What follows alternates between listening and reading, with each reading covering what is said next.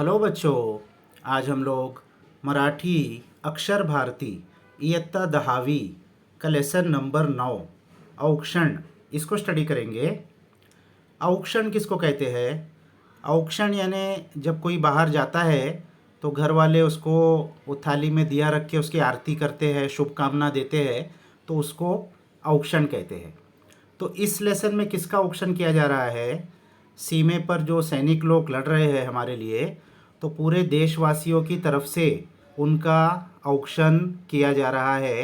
ये इस कविता का टॉपिक है। तो इसकी कवियत्री है इंदिरा संत।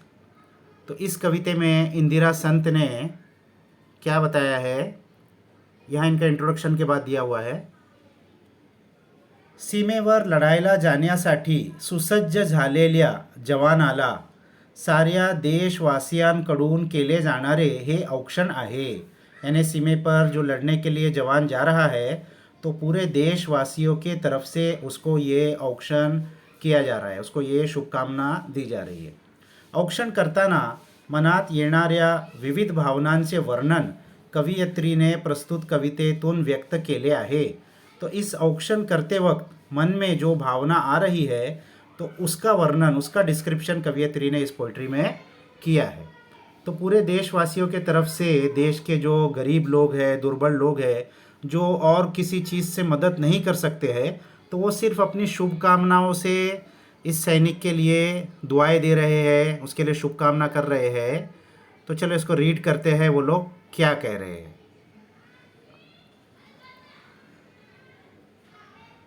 नाही मुठीमध्ये द्रव्य, नाही शिरेमध्ये रक्त, काय करावे कळेना, नाही कष्टाचे सामर्थ्य। तो फर्स्ट पैराग्राफ में ये गरीब लोग, देश के आम जनता जो है वो क्या कह रही है? नाही मुठीमध्ये द्रव्य, यानी हमारे मुट्ठी में कोई धन दौलत पैसा नहीं है। द्रव्य यानी धन दौलत पैसा, कीमती चीज़ें। मुट्ठी में यानी हमारे हाथ में कुछ भी नहीं है, हम तो गरीब लोग हैं। ना ही शिरे मध्य रक्त, ना ही हमारे नसों में खून है। यानी शिरा यानी जो वीन्स होते हैं जिसमें से ब्लड फ्लो होता है, और रक्त यानी ब्लड। तो हमारे ना हाथ में पैसा है, ना हमारे शरीर की नसों में रक्त है, यानी हम लोग कमज़ोर लोग हैं। काय करावे कड़े ना, तो क्या करना चाहिए ये हमको समझ में नहीं आ रहा है। कड़े ना समझ में नहीं आ रहा है। ना ही कष्टाचे सामर्थ्य, ना ही हमारे जिस्म में बहुत मेहनत, बहुत कष्ट करने का सामर्थ्य है, ताकत है। यानी ताकत भी नहीं है जिस्म में, पैसा भी नहीं है, हमारे पास कुछ नहीं है। जीव ओवाळावा तरी जीव किती हा लहान, तुझ्या शौर्य गाथे पुढे त्याची केवढीशी शान। अभी सेकेंड पैराग्राफ में क्या कह रहे हैं? जीव ओवाळावा तरी, अगर हमारे पास तो कुछ है नहीं, लेकिन अगर हम अपनी जान भी तुझ पर नेछावर कर दे, फिर भी, तरी यानी फिर भी, जीव किती हा लहान, ये हमारा जो जान है ये तो बहुत छोटी है। तुझ्या शौर्य गाथे पुढे, तेरी जो शौर्य गाथा है यानी जो वीरता है, सैनिक जो वीरता दिखाता है, अपनी जान की परवाह नहीं करता है, तो उसके शौर्य के सामने त्याची केवड़ीशी शान, हमारे जान की बहुत छोटी सी शान है। यानी हमारी जान कोई किसी लायक नहीं है कि वो तुझ पर अर्पित की जाए। वो तेरे शौर्य गाथा के मुकाबले में उसकी कोई कीमत नहीं है। अगर हम अपनी जान भी दे दे तो तेरा कुछ भी एहसान अदा नहीं होगा। अभी नेक्स्ट पैराग्राफ में क्या कह रहे हैं? वर घोंगावे बंबारा, पुढे कल्लोड धुराचे, धडाडत्या तोफांतून तुझे पाऊल जिद्दीचे। यानी सैनिक जब सीमा पर लड़ाई करता है तो उसके सर के ऊपर बंदूकों की और बमों की क्या होती है? आवाज़ होती है। बम्बारा यानी बम की आवाज़, बंदूक की आवाज़, तोपों की आवाज़। पुढे कल्लोड धुराचे, और इन आवाज़ के साथ में ही बहुत ही धूल मिट्टी ये सब उड़ के बहुत वातावरण कैसा हो जाता है? एकदम धुराचे, गंदा हो जाता है एकदम माहौल। धड़ाड़त्या तूफानतून, और तोप की धड़धड़ आवाज़ में, सामने से तोप चल रही है, उसकी धड़धड़ आवाज़ आ रही है। तुझे पाउल जिद्दीचे, इन सब के बावजूद सैनिक का जो पैर होता है वो आगे ही बढ़ते रहता है। यानी उसकी जिद, उसकी जो उसके अंदर जो इच्छा शक्ति है आगे बढ़ने की, उसको जिद्दी का उसका पैर उसको हम सलाम करते हैं। यानी इतने सारे जहाँ हर क्षण मौत हो सकती है, ऐसे मौके पर भी वो पीछे नहीं हटता, आगे ही बढ़ता है। नेक्स्ट पैराग्राफ में क्या दिया है?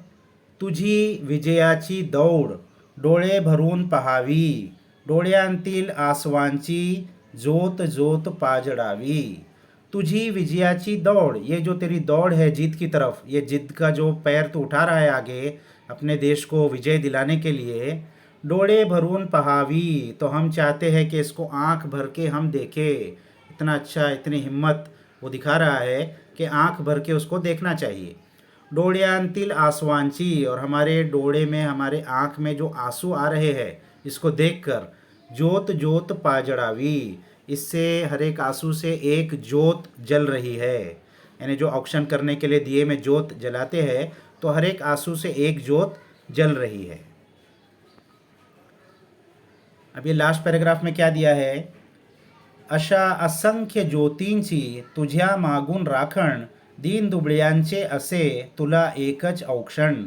तो अशा असंख्य ज्योतींची, ऐसे अनगिनत ज्योति की। तो असंख्य, अनगिनत, यानी भारतवर्ष में करोड़ों लोग रहते हैं, तो अनगिनत आंखें हैं, अनगिनत आंखों में अनगिनत आंसू है, तो ये सब आंसू की जोत बन गई है। तो असंख्य जोत, जिसको न गिन सके इतनी जोत जल गई है। तुझ्या मागून राखन, तेरे राखन के लिए, तेरे हिफाजत के लिए तेरे पीछे इतने लोग दुआ कर रहे हैं, इतने लोग आंसू बहा रहे हैं।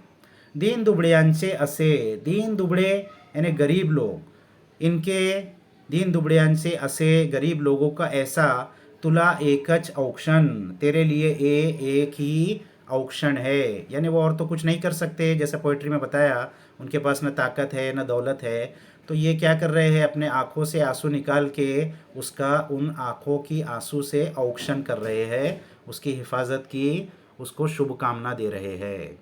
तो ये पोइट्री थी बच्चों, औक्षण। इसको अच्छे से रीड कर लो, इसको अच्छे से समझ लो। इसके क्वेश्चन आंसर्स हम नेक्स्ट वीडियो में देख लेंगे। जब तक के लिए बाय बाय।